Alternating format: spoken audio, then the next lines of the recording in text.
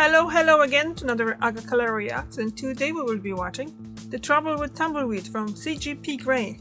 And I'm going to admit now that as a child that I thought that they were not real, the tumbleweeds. I thought that was just like a prop we used in the movies, and they actually, if you go into the desert in America, you won't really see them.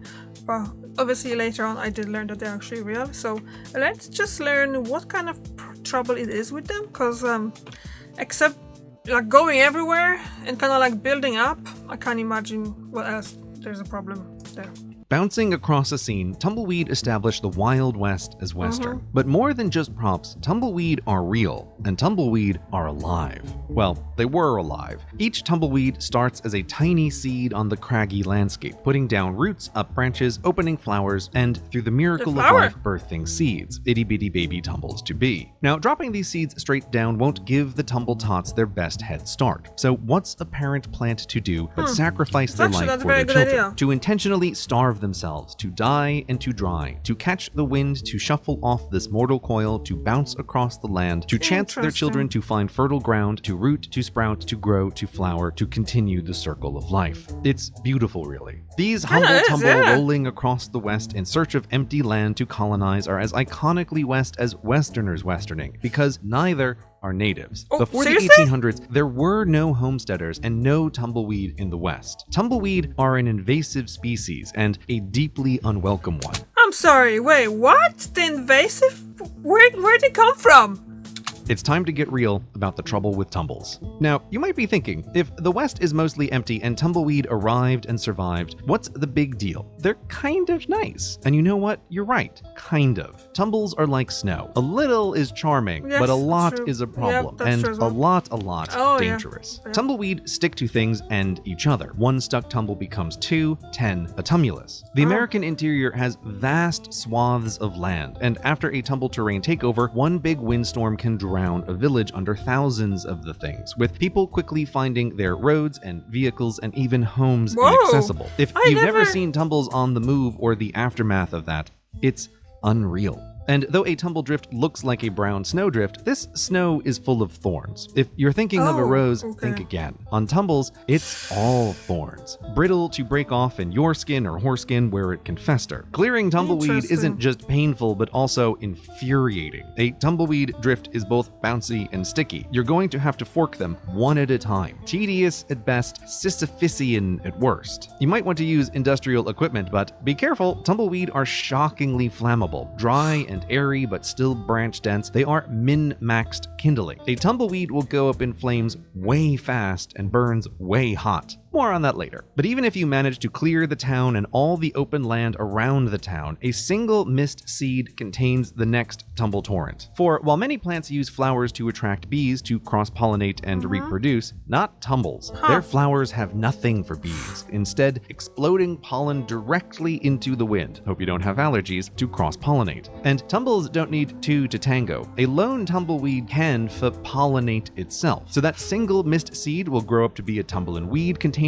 tens of thousands of seeds, hundreds of thousands if it gets large enough. A single tumble tumbling to town one year leaves a tumble trail the next and an exponential explosion thereafter. And then there's the danger to agriculture, which brings us to the start of this, a time before tumbleweed in America and a time before homesteading. It's the 1800s and the start of Westerners westerning, building their first farms and tiny towns. Growing enough food to feed the adolescent nation was vital. Nearly everyone's job had to be farming, and the newly created Department of Agriculture had the job of writing pro tips on how best to do that, along with collecting seeds and samples from the new continent, which is how all was normal until one day a letter arrived for DOA. Hey, there's this a tumblin' weed giving us some trouble. Can you come take a gander? And so she did, arriving to find South Dakota in bad shape, a weedy infection rapidly developing, damaging the food supply. These new weeds stole ground nutrients for themselves before crops could even be planted, or they would grow in between crops, choking them out. During harvest, they hurt the draft animals and clogged or broke the newly mechanized farm equipment. Early estimates were crop losses of 20% because of the tumbles. DOA tried to constrain the situation using education.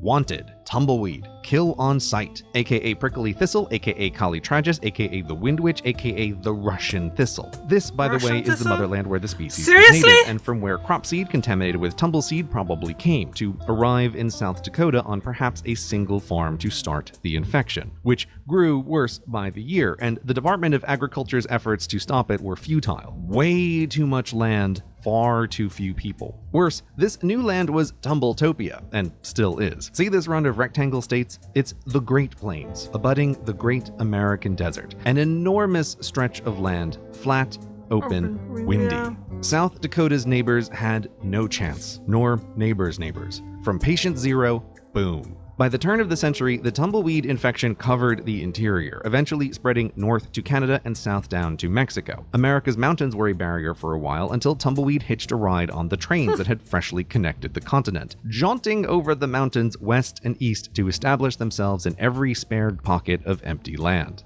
Oh dear. But it gets better. Back to fires, specifically prairie fires. A nice big field of dry wheat is just begging to burst into flames. The only early tech to stop fires was to build fire breaks, physically stopping the flames with neat, straight, vitally empty stretches of land the fire could not cross. But more perfect tunnels for tumbles you could not make. Even if the fire breaks were kept clear, fire makes its own wind, sucking in cold air from ground level to blow out hot, up and over, thus transforming tumbles into fireballs to breach the break. So started the first volley in the war on tumbleweed. But for the Department of Agriculture to eradicate the infection from the interior farmland and towns where they did the most damage would mean not only catching every weed and seed across a third of a continent with the cooperation of two annoyed international neighbors, but also finding every patch of infection across the mountains in the other 2/3. An impossible task. So, that's why tumbleweed are still here and have been around for so long and in such numbers, people forget there was ever a before time. But not the United States Department of Agriculture, from the 1800s to 1900s to 2000s, still trying to rid America of the weed, but so far without success. And that is the trouble with tumbles. Yeah, I get it. That's absolutely infuriating, I say. But now, I have a question. I want to see, how do tumbleweed blooms? Flowering tumbleweed. Do we have any pictures? Why my Google doesn't work? Hello. There you go. Oh my, is that, are you, what? Guys, look guys, this is actually really pretty. Whoa. Let's go to images. Wow, that is something. I did not expect this to be so pretty. Like seriously. Like seriously. Now look at this flower here. Look at this. Wow, this is just... Huh. I'm actually surprised. I'm seriously like very surprised about it. Huh. It's mostly pink, but there's white ones as well. So wait, this says flower garden, tumbleweed Gypsophilia paniculata plant. Does that mean that Gypsophilium, that it's... Are you for real? Is that just the plant that...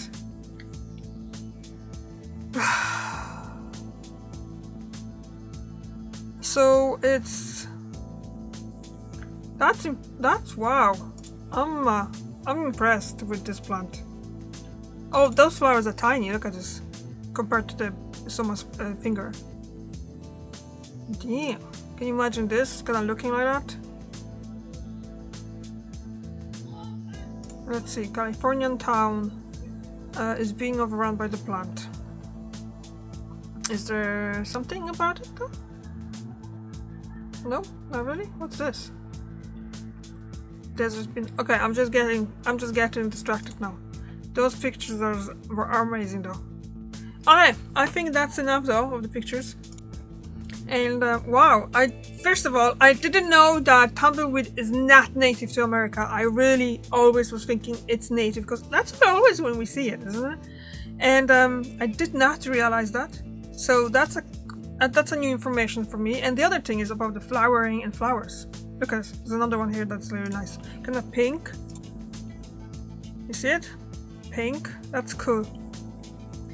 Okay. I'm really impressed with this plant. The way how it's bright flower, light flowers, tumbleweed. So is gypsophilia the same thing than tumbleweed? Are they for real? So there's a plant. Gypsophilia, I think, is the same thing that it's let's say with baby's breath, isn't it? Baby's breath. Flower plant. Let's go. And is called what? Yeah, this is gypsophilia as well. So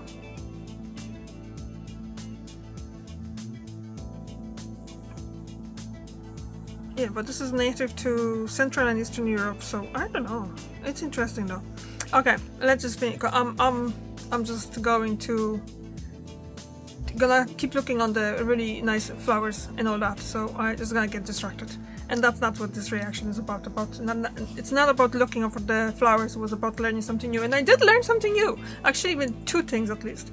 And that was cool. So, thank you very much for watching, and I see you tomorrow. Bye!